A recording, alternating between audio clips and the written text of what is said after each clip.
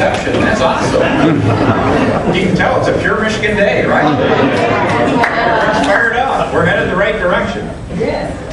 It's great to be with you this morning, and it's an exciting day. It really is, and that's why I'm proud to be with you. And it's great to see such great turnout. I just want to recognize a few of the people that are joining us that have been very helpful to this whole process. I'm John McCullough from Oakland County. John, thanks for being here. I want to thank our former Secretary of State, Terry Lynn Land. And then we have some former legislators here that have been important for a long time in Michigan, and happy to see Mike Bishop with us. And Nancy Cassis. Where's Nancy? I was told she was there. And then also, I have to recognize an old buddy of mine, Chuck Yao. And we've got a lot of other great people, but it is an exciting day. And the reason I'm proud to be here today is this is a day to talk about the positive work that's going on to reinvent Michigan, but how that work's not done, and how it's not just what goes on in Michigan is going to make a difference, but what goes on in Washington. And that has to be about teamwork. Because if you look at our state, we are coming back. We are reinventing our state. We're focused on jobs and our kids. And one of the key things we're doing to make sure that happens is being fiscally responsible.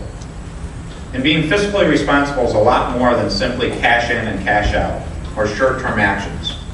It's having a new mindset to say it's not thinking about just today, but thinking about dealing with those problems of the past where we've let liabilities grow far too large, and thinking about our kids and what legacy we're going to leave them.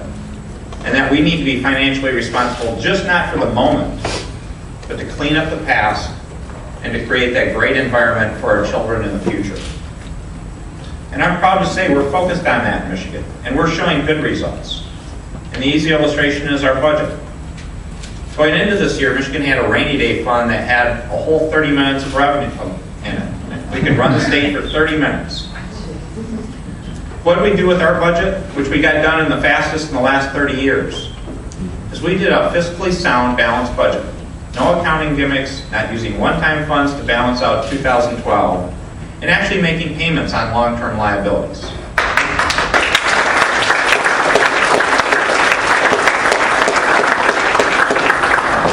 And you can see the results of that. We had one of the bond rating agencies actually upgrade their outlook on us from neutral to positive. And that's only the start. It's really the jobs that are going to be created that are going to make a difference out of that. But then you say, it's not just a loan. It's about being in partnership with the other levels of government. And we've got a good relationship with local government. But we need the federal government to be part of that process. And that's been illustrated more than ever most recently with the problem on the national debt ceiling. That's been a disaster. And that's not being fiscally responsible. So there are certain times in history where you have the right person at the right moment, where you have the kind of leadership you need to step up to take on very tough questions. And there's far more than just the national debt ceiling that needs to get resolved in Washington, but it's an illustration of a starting point. And to do that, we need the best. And that's why I'm proud to be here today to endorse Pete Hoekstra for U.S. Senate.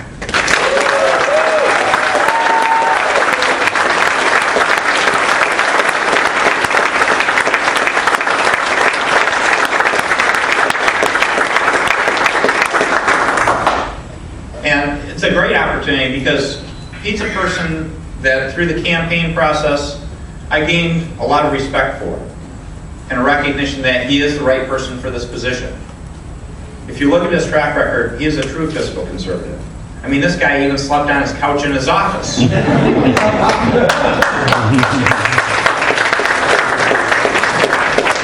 terms of saving us dollars. But if you look at it, that is more than that. In terms of the message, the thought process, the combination of experience, from his experience in Washington being a leader and being a fiscal conservative, to his business experience. It's a great combination. The other thing I would add, though, is when you campaign against someone, it's one of those cases you really get to learn who you're working with and who you're out there with. And Pete's a person of the highest integrity, and I consider him a friend. So it's a great opportunity to say, we have a situation now in Washington where we have a broken system. We need to reinvent Washington, our country. And to do that, we need the right kind of leaders. And we have one of those people right here in Michigan. And so that's where I'm proud to have the opportunity to say, Pete, go get them. I'm with you. Let's make this happen. Let's reinvent Washington.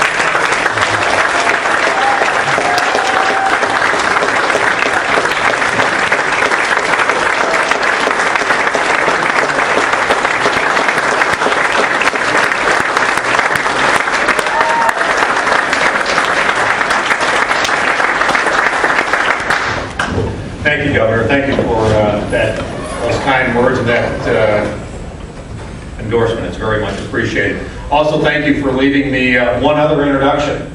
My wife, Diane, here.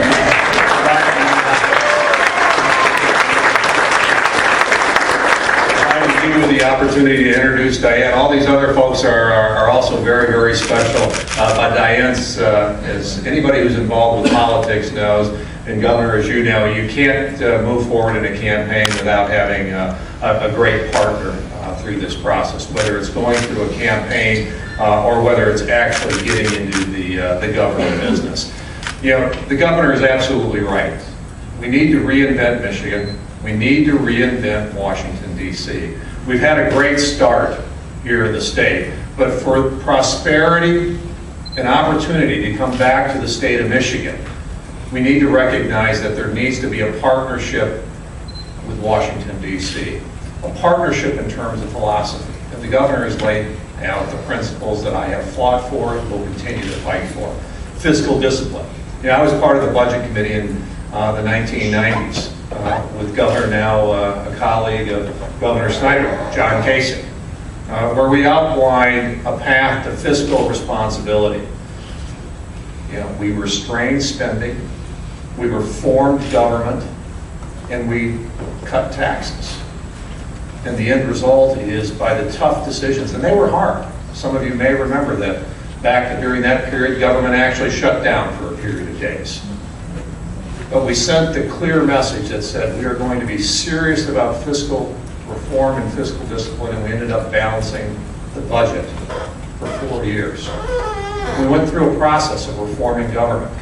We reformed welfare.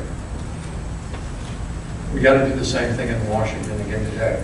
We do have to reform entitlements. They're a legacy cost on this generation and future generations, but they're also a legacy cost in terms of the impact that they will have on economic growth and opportunity. We need to reform the relationship between Washington and the states. You know, I spent a lot of time working on education. I believe that education decisions are best made by parents, local school districts, and by the state. I fought hard against my presidents, all of our presidents, but one that I helped elect, George Bush's No Child Left Behind, because I thought it was a massive expansion of the federal government's role in K-12 education. It was exactly the wrong thing to do. I not only fought the president, I fought educational interest and all of those types of things. But 10 years later, we found out that voting no on that bill was the right thing to do. Go talk to your local superintendents. Actually, go talk to the Michigan Education Association. And what they will tell you is that they want control of education back in the state. They want this governor setting the direction for education in this state. They want control at the local level and the parental level. Why? Because once again, Washington promised what?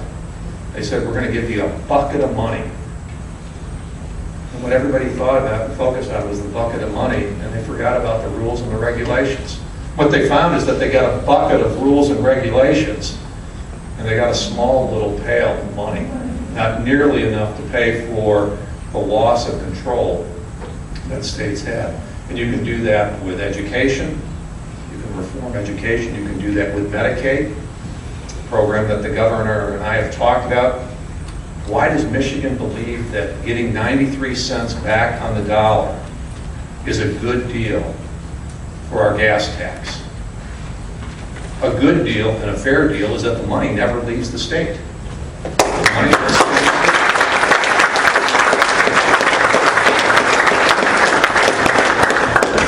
Same thing with a lot of things with regulatory reform. You know, I very much appreciate the leadership that the governor has provided at the state. I very much appreciate the endorsement that he has given to me, but I think more importantly to the ideas that I bring to this campaign and the energy and the philosophy that I'll bring to Washington, D.C., because he and I believe that with those kinds of principles and those kinds of policies in place in Washington, D.C., we can achieve what both of us and all of us in this room want to achieve. We want to bring prosperity, we want to bring opportunity, and we want to bring accountability, prosperity and opportunity back to the people of Michigan, and accountability back to government. That's why we're here. That's why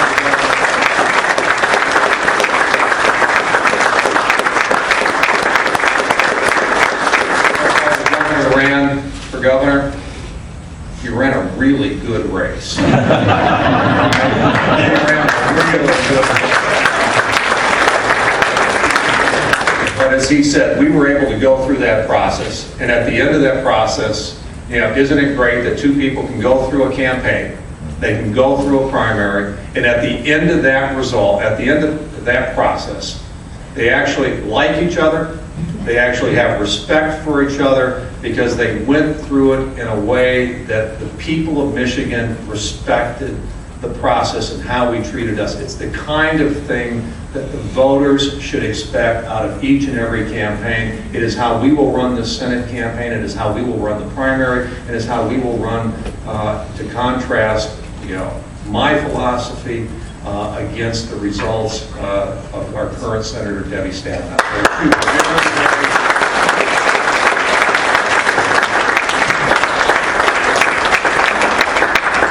There are two very, very different visions for America, different visions for Washington, and we will bring out that stark contrast, and we will do it in a way that will be dignified and will show our respect for the voters of Michigan. Thanks to all of you for being here. It's 14 months. We're going to work hard. We're going to need all of your help, but I really do believe that we can be successful and we can start reinventing Washington at the same time as reinvention in Michigan continues. Thank you very much.